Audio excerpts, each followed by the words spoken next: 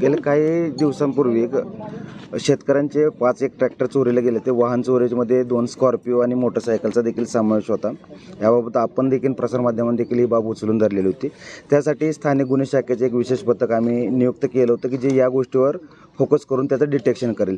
त्यामध्ये त्यांना यश आलेलं असून 2 आरोपी आपण ताब्यात घेतलेले आहेत. एक प्रदीप यशवंते, राहणार देवळा, तालुका अंबेजोगाई, जिल्हा बीड, आणि दुसरा श्याम जमादार, राहणार मोरंबी, तालुका भालकी, जिल्हा बिदर, कर्नाटक. या दोघांना ताब्यात घेतल्यानंतर सध्या त्यांच्याकडून आपण 2 ट्रॅक्टर, 2 मोटरसायकल, त्याचबरोबर काही वाहनं त्यांनी जे चोरलेले होते ते विकलेला जो मुद्देमाल आहे तो 5,25,000 रुपये रोख रक्कम हे देखील त्यांच्याकडून जप्त करण्यात आलेले.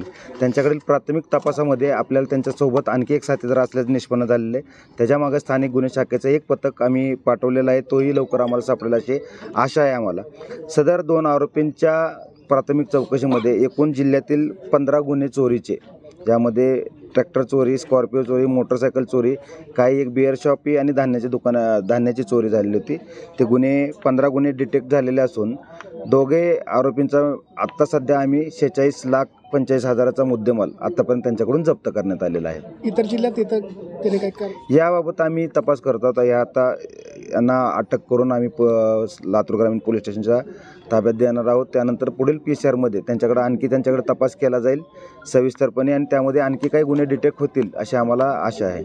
इतर राज्यात त्यांची काही साखळी वगैरे काही त्याबाबत देखील आम्ही तपास करत आहोत. त्यातील एक आरोपी परराज्यातला आहे, मूळचा रहिवासी. त्याबाबत देखील आम्ही तपास करत आहोत. अजून साथीदार असण्याची शक्यता आहे. एक साथीदार, जसं मी म्हटलं, आपल्याला एक निलंगा तालुक्यातला एक साथीदार आहे. त्याच्या शोधावर आमचे पथक गेलेले आहे आणि त्याला लवकरच ताब्यात घेतले जाईल.